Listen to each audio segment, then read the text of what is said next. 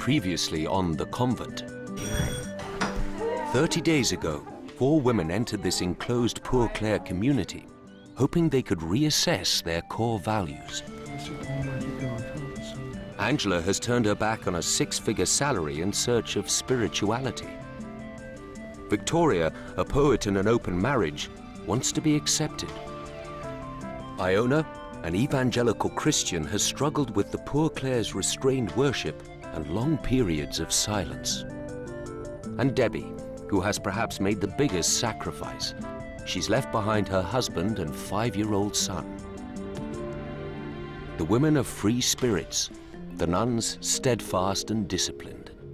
These 2 very different worlds have been trying to live as one. It's made for testing times and some surprises along the way. Debbie's fear of God hasn't stopped her making a huge leap of faith. Why here? Why now? And I've never heard him before. You know, I've prayed and I've said, please God, you know, let me get that job. Please God, let me pay the gas bill. Please God this, please God that. And sometimes I prayed really hard. But to get there, she's had to reveal the core of her pain, abandonment by her mother and its devastating impact on her life. And she said that everything was going to be okay because she would see me in 6 weeks' time. And then I thought, maybe she meant 6, when I'm 6 years old and she didn't come. And then I thought maybe 6 weeks after 6 and she didn't come. I feel like there is The women have been on an emotional roller coaster.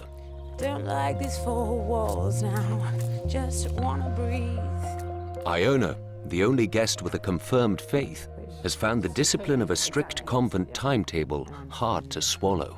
Someone said to me yesterday, what is it in your day that you're looking forward to? And all I could think of was actually meals and bed. But the nuns' selfless generosity brings Iona round. So few people give anything. I'm really good at giving, just not very used to receiving with kind of love, you know? Even atheist Victoria is moved. But for her, finding faith is a tug of war. I've always thought that that was really lucky for people who got religion. I can't do it, but I want to. I want to be able to say, unburden me, take it all away, cradle me in your arms and make me feel better. For her new friend Angela, used to getting results, it's a different kind of struggle. I get mad with myself if I'm not getting as much out of it as I think I should do. If I think I'm not achieving things again. Oh, I haven't found God yet. I've been here 2 weeks. Or... There's this tremendous resistance, and yet there's such a desire to embrace something else. But it's just battle. But the real battle is Angela and Victoria's friendship. The nuns are worried this relationship is getting in the way of Angela's spiritual growth.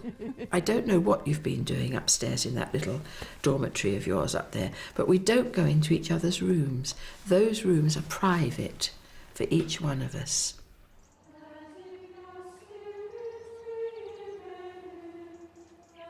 Three out of the 4 women have now had significant breakthroughs. And as their time in the convent begins to draw to a close, the nuns' focus is now on Angela.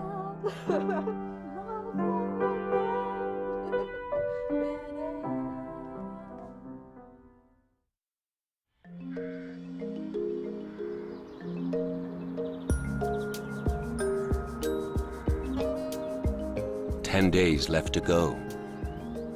When the women arrived, the nuns explained their strict regime. 5 a.m. starts, silence, and daily religious instruction.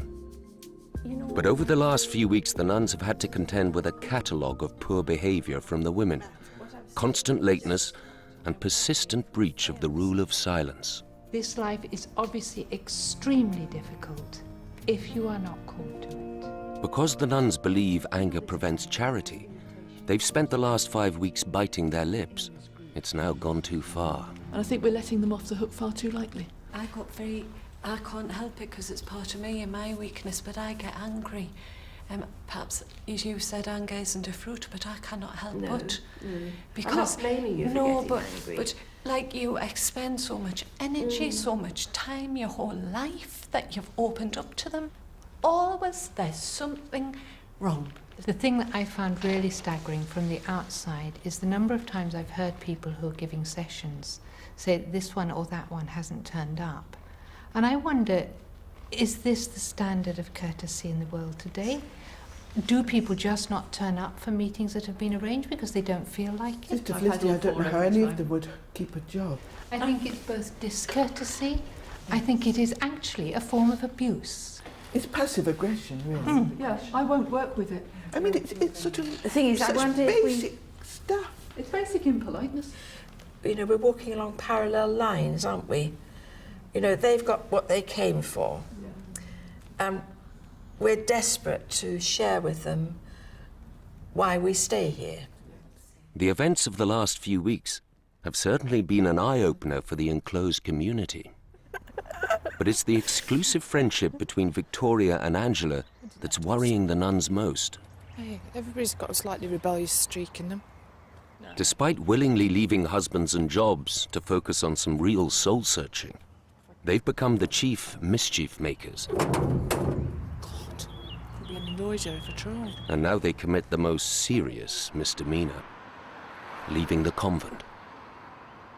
The Poor Clares' 800-year-old rules of enclosure state that they should not leave the grounds unless there is an urgent or pressing matter. You got any dry white wine? Yeah, that's wonderful. Cheers. Hey, here's to many more nights in pubs, even though it's only 4:30. Victoria and Angela have escaped the inner sanctuary of the convent, hell-bent on proving that the grass is greener. God, roads are so noisy, I'm sorry. Yeah. I find it really hard, the noise. Yeah, but it's good training for us. Yeah, Teaching it's us to blank it out. a bit like inmates that were like, they're trying to reaccustom us to the outside. This is the first stage. It was when I put my belt on today, that was the first stage, you see. This is second stage. Noise awareness. Because it sounds a bit like a pie. Although the nuns are unaware that Victoria and Angela have broken enclosure and left the convent, they do know they feel uncomfortable with their intimate friendship. Can you tell me why I felt so irritated last night when I saw Angela and Vic walking arm in arm? I felt so irritated. Because they've become a pair in a way that we do not. I just thought to myself, I feel it's so inappropriate. But I didn't know if it was just me being testy at the end of the day. Between an exclusive love and an inclusive love, and when two people link that closely, they are excluding others. The queue for dinner, kind of someone's arm goes around someone else, someone starts massaging someone's back. We're not very demonstrative in that way, but they seem to be extraordinarily demonstrative. I'm always stroking and patting. I'm always fighting off, well, not fighting off exactly, because it wouldn't be nice. Iona, she keeps flinging her arms around my neck. And She's just so lovely. but she is. She's a gorgeous little thing. But that's the way they do it. I think they're very touchy-feely sort of thing. It doesn't irritate me, I must be honest. It doesn't irritate me, but deeply concerns me. There's some sort of emotional, do you know what? And You it's see, not one way. No, it's like a codependency because it's most unhealthy, actually. Wait for me, Argentina. The truth is, I never loved you.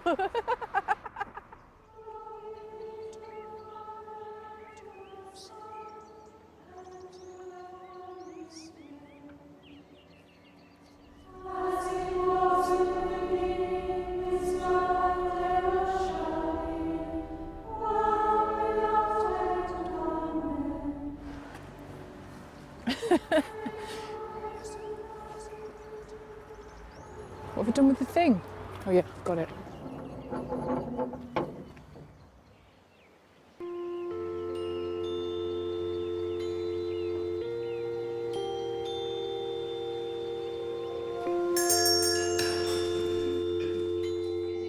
For For the Poor Clares, this experiment is a once-in-a-lifetime experience. This is the first time since they were founded in the 13th century that they've opened their doors to outsiders, and they don't want to fail their guests. They decide to take the woman on and have called a meeting. Although their guests know a meeting has been called, they have no idea what's on the agenda. In this sort of situation, you know, a meeting like that once a week is an event. You know, it's sort of like the highlight of the week. You know, something's magical is going to come out of this. So I'm expecting something fantastic, and it'll probably just be right from now on. We're not going to have sago pudding on Fridays.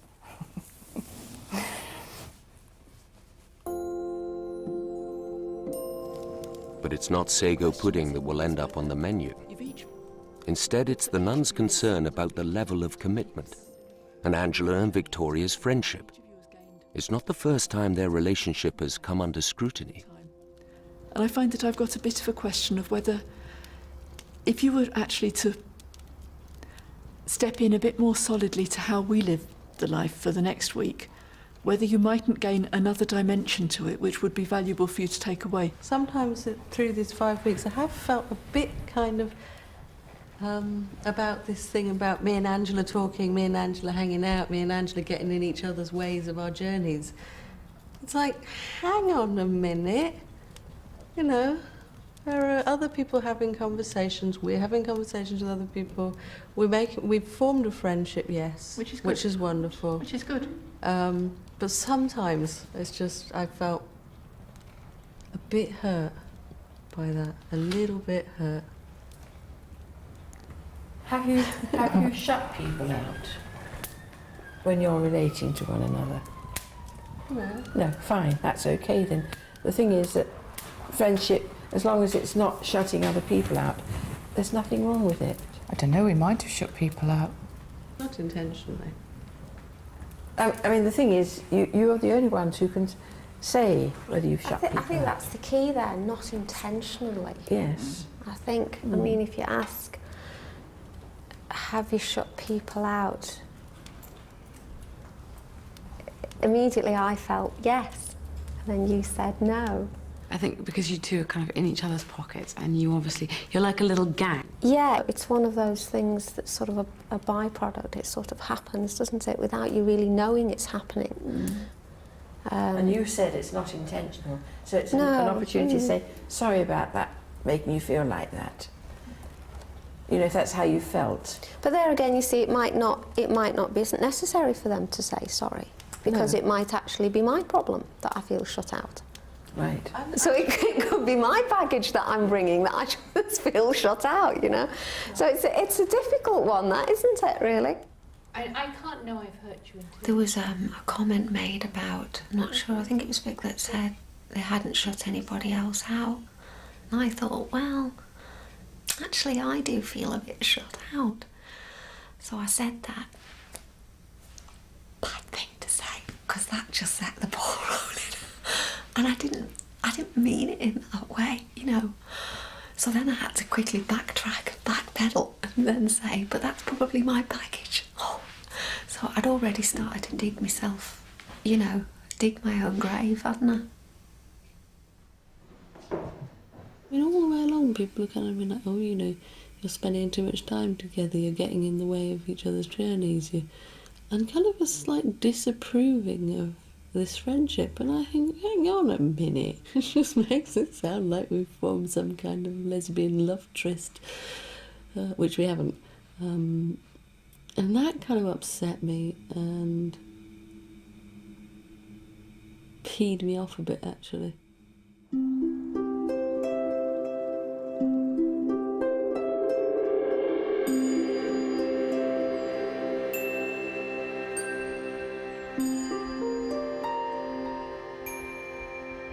You can't have a great number of women in the one house without some sort of order. Aware of the disharmony particular friendships can cause, Sister Clare Agnes bases today's religious lesson on St. Clare and the rules for community living she wrote 800 years ago. words still very pertinent for convent life today. If there is trouble between two sisters, let the one who was the cause of it ask pardon, and the other one forgive generously. There used to be a great ceremony of this. Say I had a row with you, and I was the one who started it, right? I would have to come to you, I would have to kneel down at your feet, and I would have to say, Angela, I'm really sorry for what I said to you just now. I ask your humble forgiveness. And then you would kneel down and you would say, dear sister, I forgive you. And you know, it was kind of formal like that. Now we don't do that these days, but we have to do it. We have to not go to bed without putting things right if you've had a shindig with a sister. St. Clare's words have a real impact on Iona, the youngest member of the group. She's had a hard time grappling with issues of discipline in the convent, but she's eager to better understand the nuns' way of life. She decides to press her mentor, Sister Elred, on how living together in a close community works.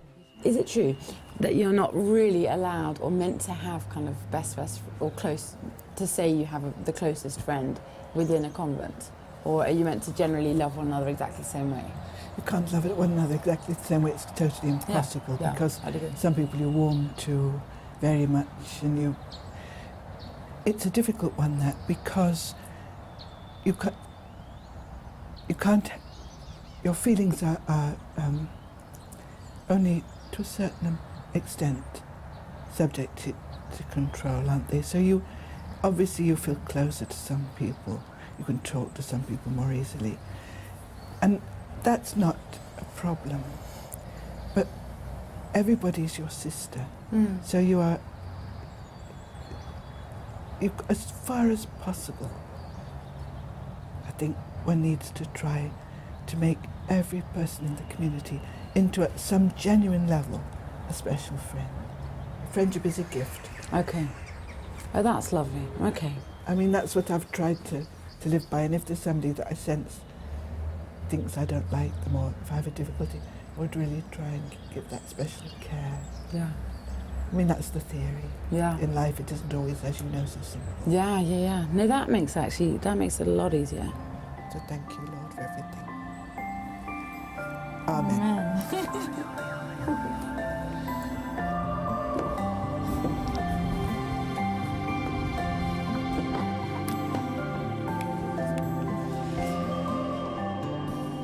These women are kind of anti-competitive.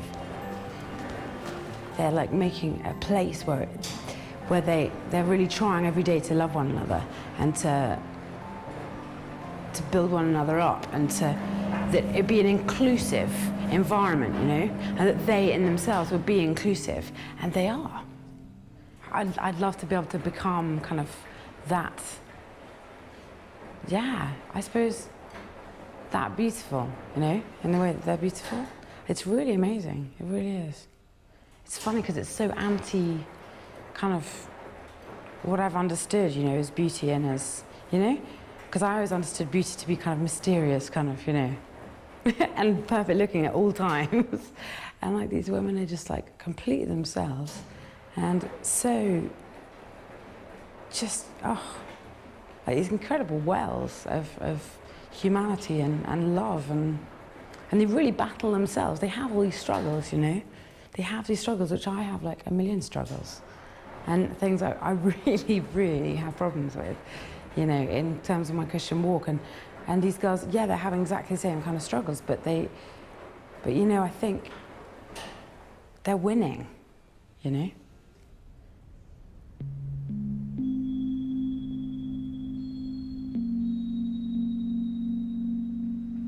The women have been here for 35 days now.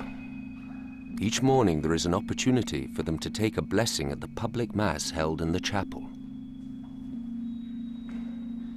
Iona, Angela, and even atheist Victoria all receive a daily blessing. But Debbie has so far refused. Being abandoned by her mother as a child has left her feeling unworthy, and receiving a blessing has become her final stumbling block. Debbie's daily struggle affects all the others in the convent. But it's Angela who's the most irritated.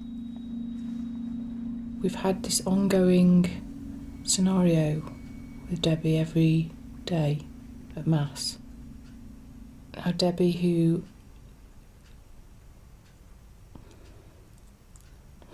who's now moved on spiritually further down the line, so she says, and he's actually christened Catholic, has always had this everyday terrible stress in respect of getting up off her chair and going for the blessing. It's almost become like a little bit of a soap opera. Angela's annoyance comes to a head. But rather than trying to tell Debbie why she's bothered, she gives her the cold shoulder for the rest of the day.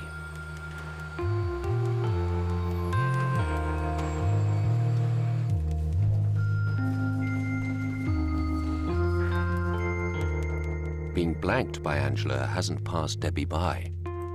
She makes herself scarce and then skips dinner.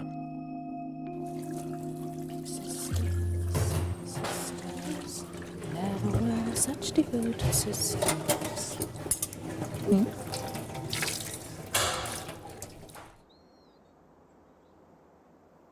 Just kind of picture it. Just begin to see the village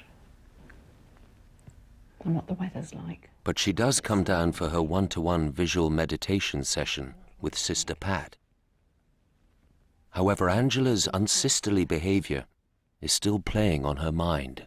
And notice how she smiles. I'm sorry, Pat, I can't do this.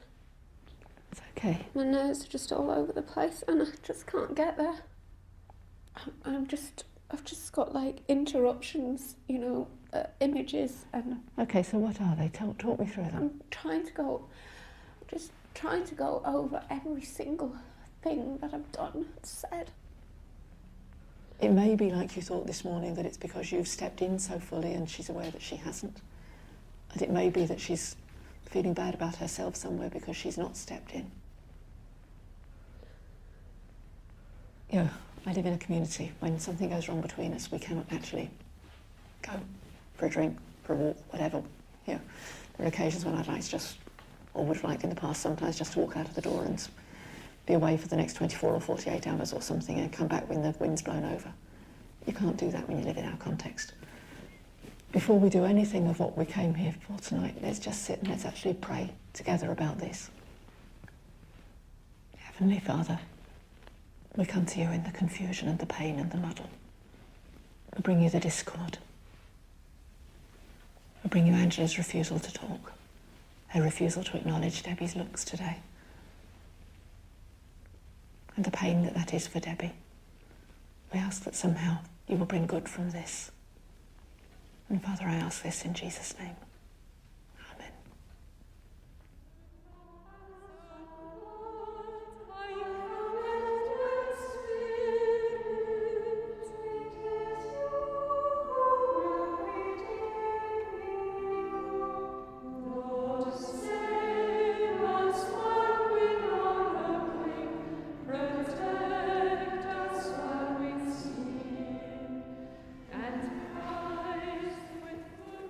While Angela has Victoria for support, Debbie is left to work through their silent feud alone. And neither has taken to heart that Poor Clare nuns pledge never to let the sun go down in an argument.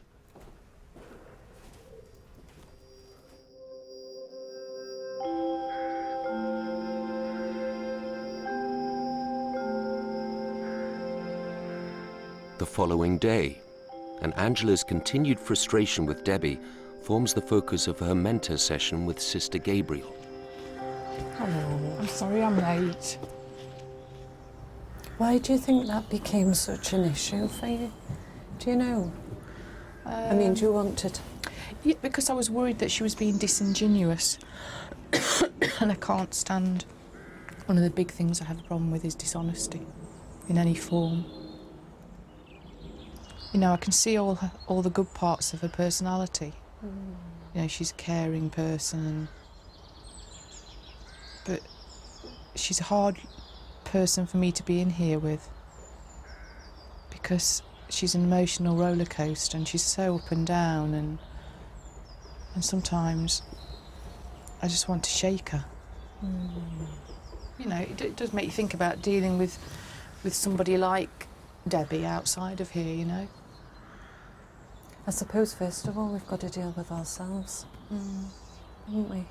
Looking at it, you know. Oh yeah, I mean that's what I'm saying. I'm realising that I need to be less judgmental and more, or I think that's what I need to be, less judgmental and more compassionate.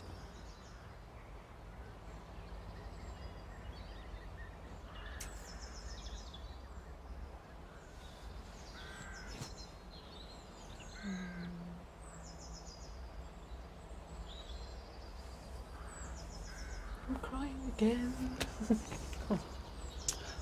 It's okay. I think I can't bear seeing people in pain. What's the problem? I always think there must be something you can do to sort it out.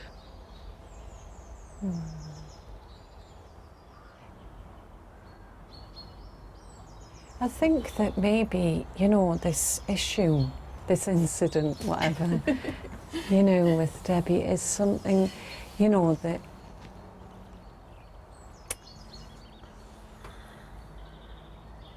has, you know, triggered something off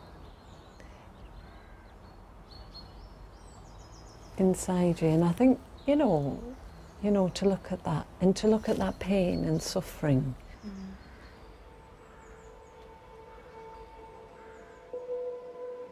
When you live our life, day in, day out, week in, week out, there are conflicts and there are issues that we have to deal with.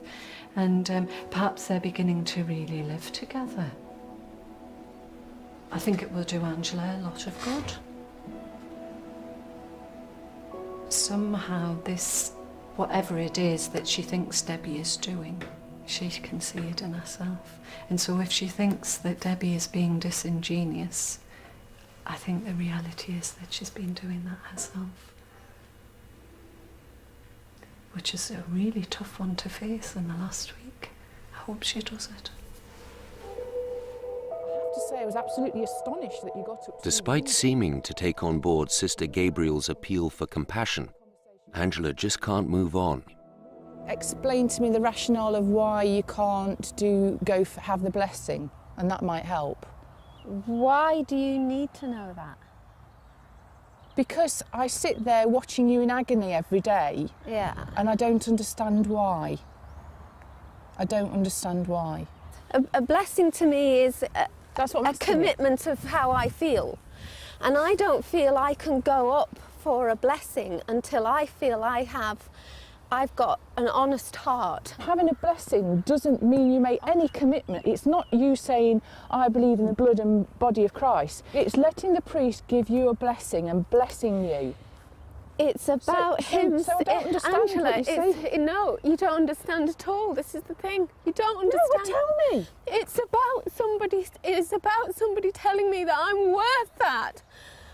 Until I feel that I have forgiven the people that hurt me in my life, then I will feel that I am worthy then, because I have forgiven the people that have hurt me the most. So then I am worthy of going to get a blessing. And I'm not going to make apologies for the way I feel.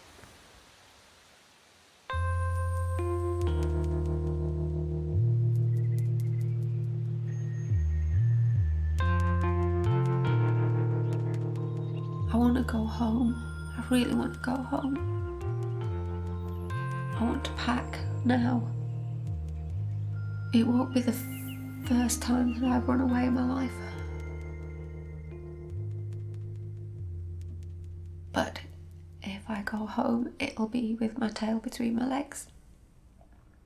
Because I came in here to get stronger for my family and all the people that love me. And the way for me to get stronger was to come to terms with my childhood and rejection from my parents and lots of other people, and forgive, let go. I don't know whether to be strong or to give up.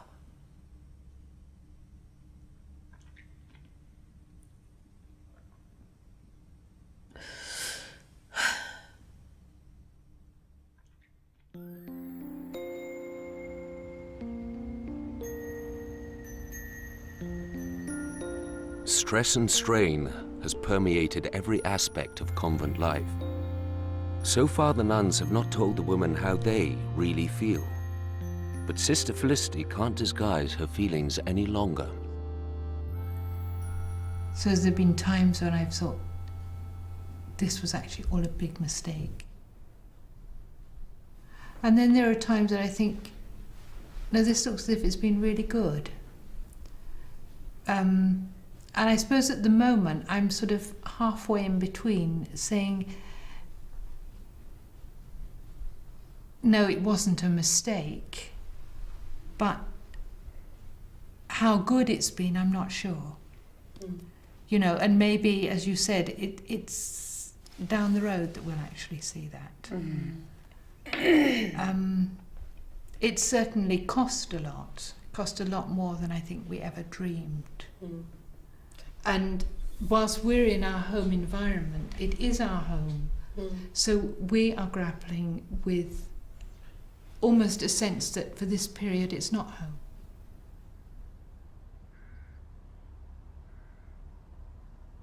The guests are brought up short by Sister Felicity's stark honesty.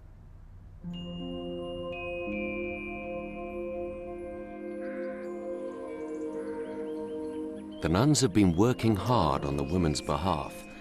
It's time for the guests to match that with their own commitment. They've been given just 40 days to get their lives back on track, and time is running out. This thought galvanizes the two stray sheep in the flock into action.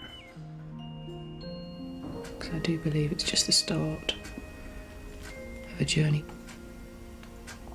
Gosh, I'm just going to value everything so much. I don't ever want to lose that now. I've took so much for granted.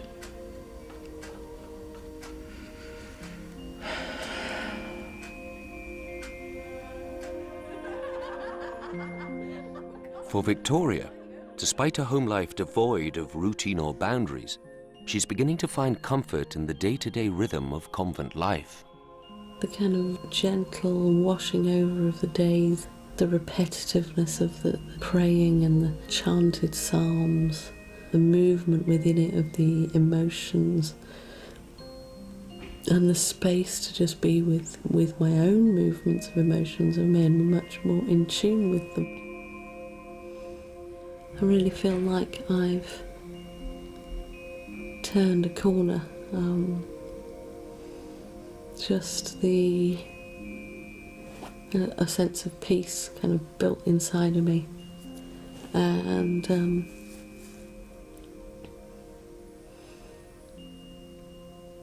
yeah, really.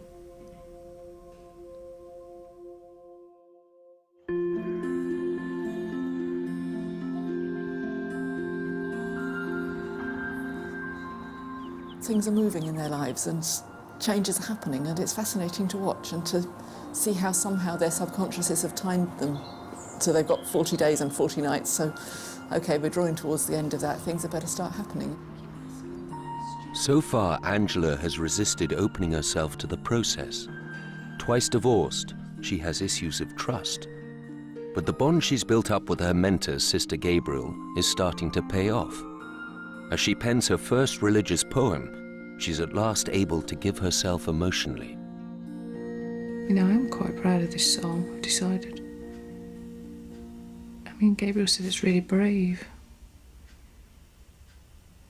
I suppose it is putting out there exactly what you are and who you are, but maybe maybe that is the only way that you move forward. And when you're very private like I am, maybe sometimes it's easier to write than it is to actually say these things.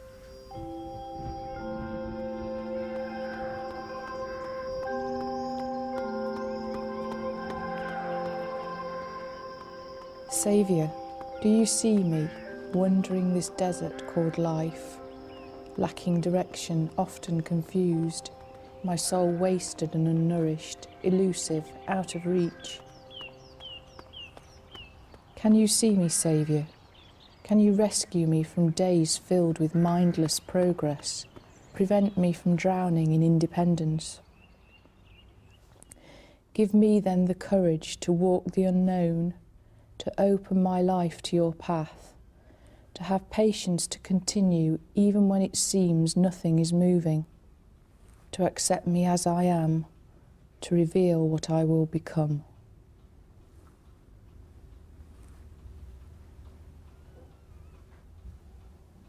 It's wonderful, really. My soul wasted and unnourished. That's because I don't really know where it is, what it is. So I imagine it has been something shriveled up somewhere in the darker recesses of myself. I mean, I think that bit speaks for itself. Can you rescue me from days filled with mindless progress? Because one of the things I've had to focus on here is that I quantify everything in my life by how much progress I've made. It's a word that everybody keeps laughing about. So the fourth line, I think, is really important because the thing that I thought was one of the most important things about me and my life, and one of my strongest personality points, and how I've judged other people a lot, is that I was very independent and I could look after myself and I didn't need anybody else. But that's because obviously all the things that I've been through, that was my way of coping. So, but I've realised that it's actually been very detrimental. And particularly, I think, in a relationship point of view, that's very difficult for some men, I think, because it's a natural thing to want to look after somebody. And so I think I can be quite intimidating from that point of view.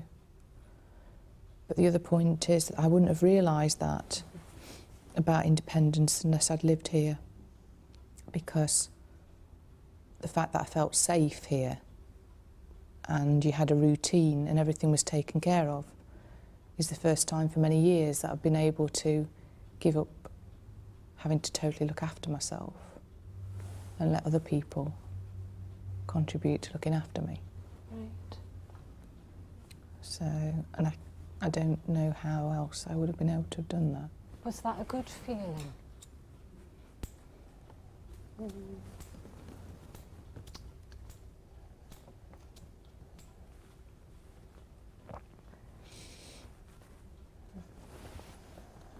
Sorry. It's all right.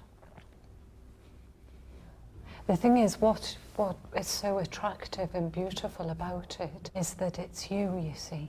Yeah. It's your journey, isn't it? And that, I think that's why, why it touches so deeply, really.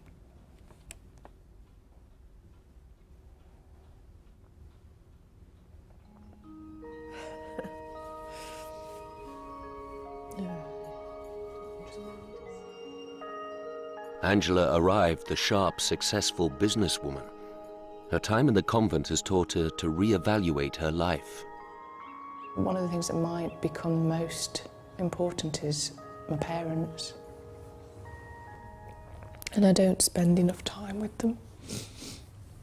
And certainly very little quality time. And I've no idea, realistically thinking about things, I might possibly only have 10 years. And some of the things that I do instead of seeing them, and some of the people I do those things with, are worth nothing.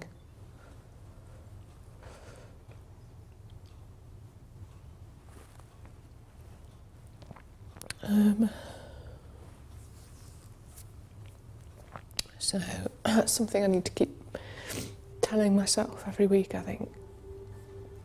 And so I think your priorities have to change.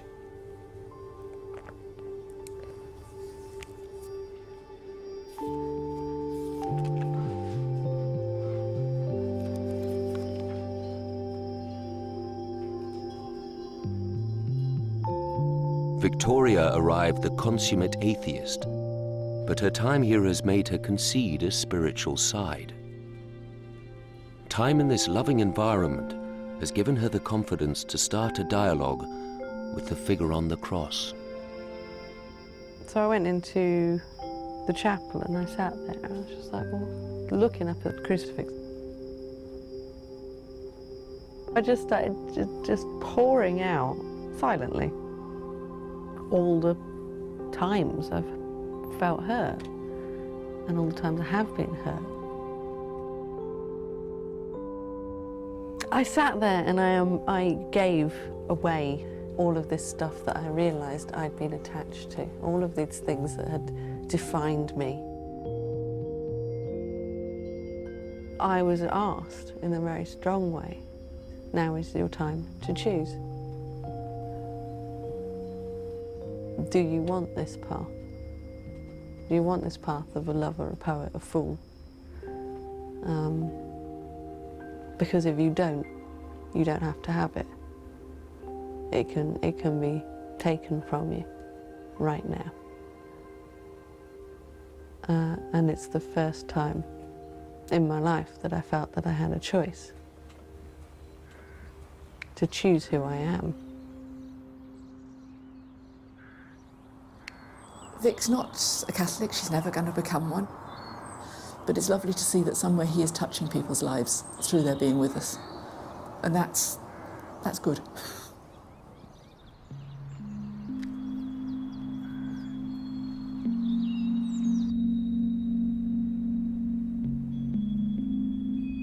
Debbie, too, is finally putting the ghosts from her childhood to rest. I'm writing letters to my mum and my dad. And the theory is that if I burn these letters once I've written them down, if I burn these things, then I will feel better.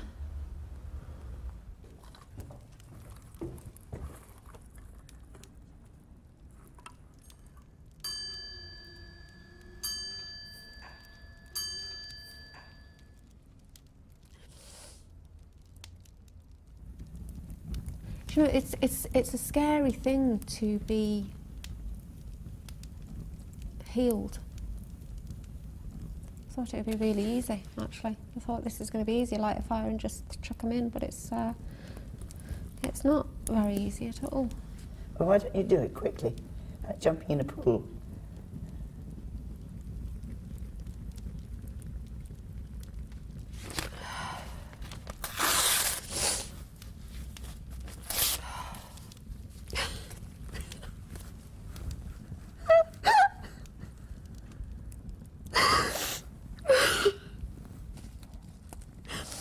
On. It's so hard. Well done. Well done, my dear. Well done. That's a girl. There's a girl. I don't feel any different, Claire Agnes. No, you won't. You won't feel any different for a bit, but soon you will. I'm really proud of you. And you've got great guts, but you've got to carry on having great guts. You'll build on your strengths. You've got so many strengths, Debbie.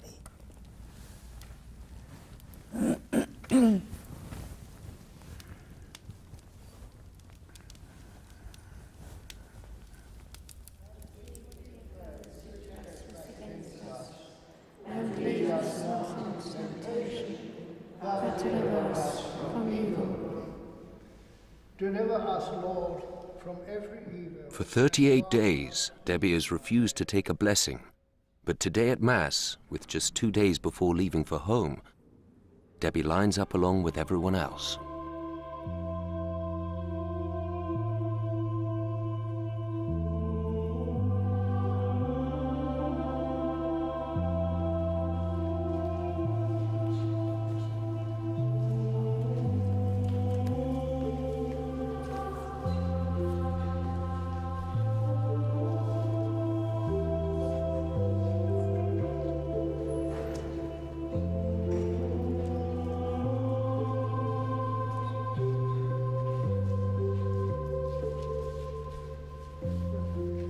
My tummy was all butterflies and everything, and my heart was going really fast.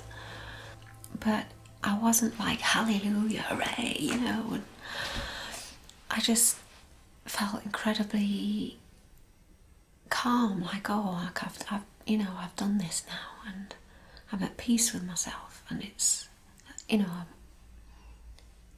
I feel I can feel differently about myself now. That I've passed, it's sort of like a rite of passage, really, that I can. It has, without a doubt, given me a sense of self-worth. I have to say that. Not a huge sense, but a start of one. It's been a drip, drip, drip effect with me.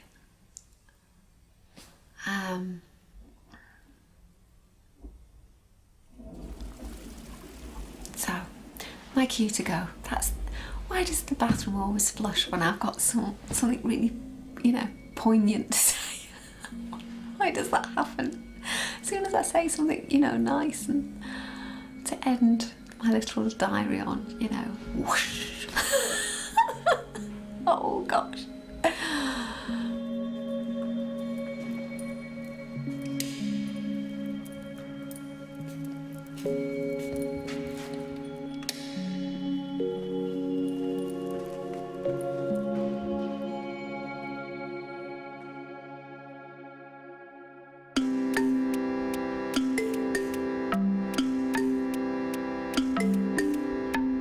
Today is the last day of the 6-week-long experiment. 40 days ago, Victoria, Iona, Debbie and Angela first walked through these convent doors, all looking for deeper meaning to their lives. Sorry, George. They came to see what relevance an 800-year-old tradition could bring. Have the tantrums, arguments, heartache and joy brought them any closer to what they were looking for? Last few days have been really crucial in respect of me and my personal journey. I have made a commitment to myself when I get out of here to look at different religions and different churches and find something possibly that suits me, whether that be Catholic or whatever it be. I'm just keeping an open mind.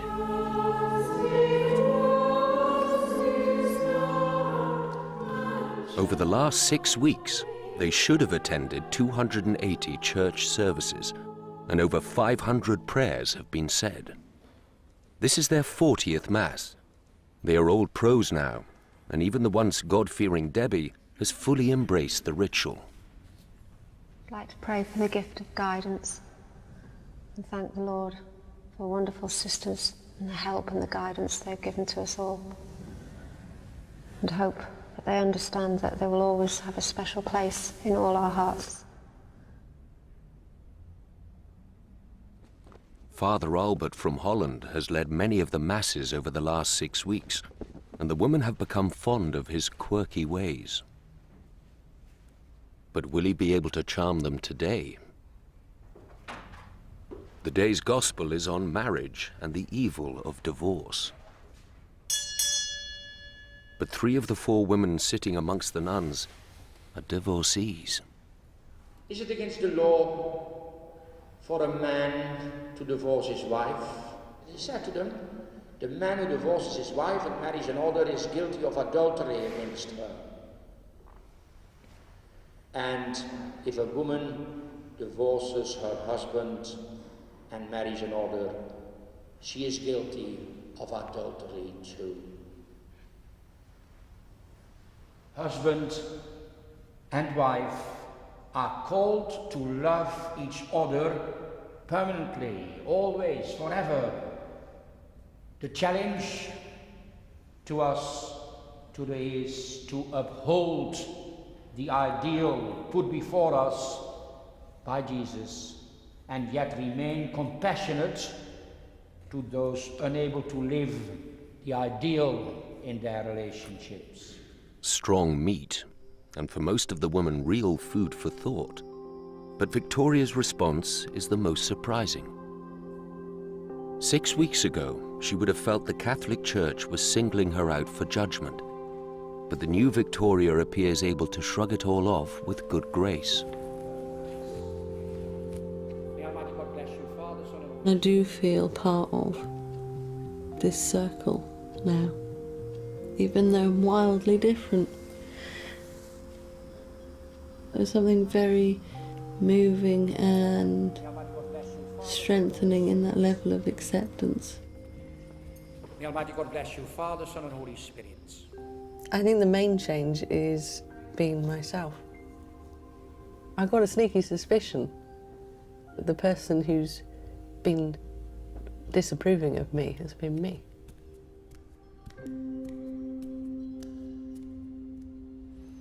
I wish the seekers a good journey home. I see you have done your work, because I see already some bare feet over there. And I see some crosses around necks. I see long skirts. Good luck to you. Look forward to seeing you again. If someone had told me I needed to be enclosed in order to discover that I'm free, I wouldn't have believed them. But it's true. Victoria's time in the convent has also helped her re-evaluate her relationship with husband Adam. A lot of the worries I have about my relationship at home that I used to have, they've gone. I think it has strengthened our relationship. It always comes back to the same point, which is I love the person that he is, and I want more of that person. I have dreams of having a wonderful country cottage somewhere with lots of flowers and my loved ones in it and my bouncing babies. You know, me and Adam and whatever persuasion that might be in. An Arga. How terribly bourgeois of me.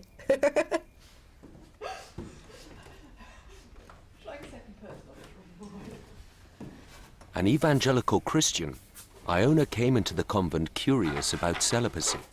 In here, she's realized it was the wrong question.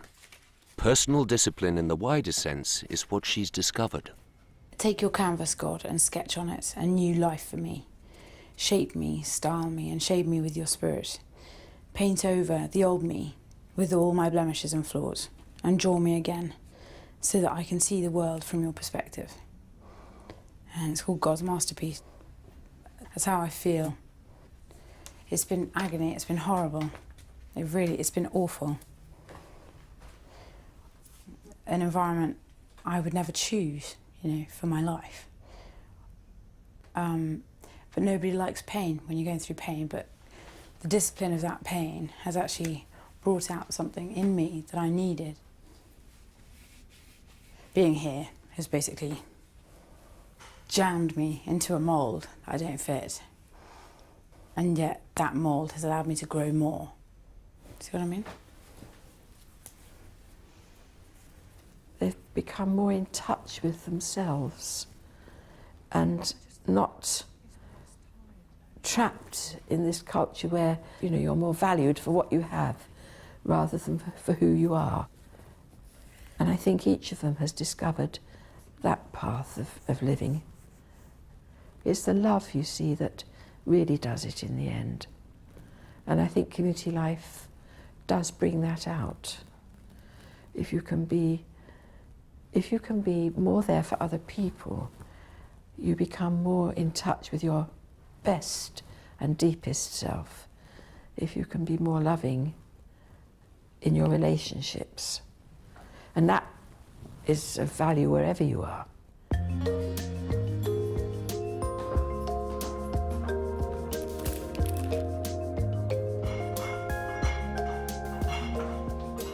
The 4 guests are leaving the nuns' enclosed world to pick up the lives they left on the outside. Here she comes. Here's Debbie. I know, it's really, do you see this? It's a miracle. This is what I'm going back with. Though they have fought hard against the process, Iona, Debbie, Victoria and Angela have made some solid friendships along the way. Now they're ready to continue their own journey. Bye. Take care of yourself. Yes, I will. I'm going to really take good care of myself now. Something I've not done. We're not here in a holy huddle for ourselves. That's our main aim, is to sort of somehow relate the values we find here to other people, and perhaps find joy and happiness for themselves. Because I think that's what the world needs, really, is some joy. I'm going to be very, very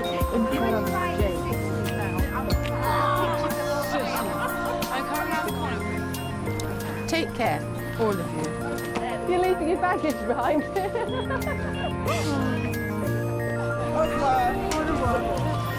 Oh, the sun's coming out. Notice the sun. That's especially for you.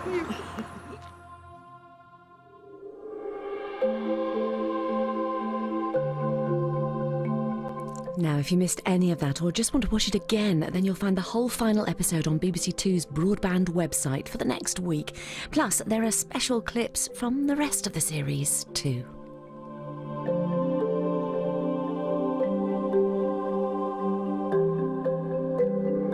If you've been affected by any of the issues in tonight's programme and would like to talk to someone in confidence, please call the BBC Action Line on 08000 688 456. All calls are free and confidential. Lines are open every day from 7:30 a.m. until midnight.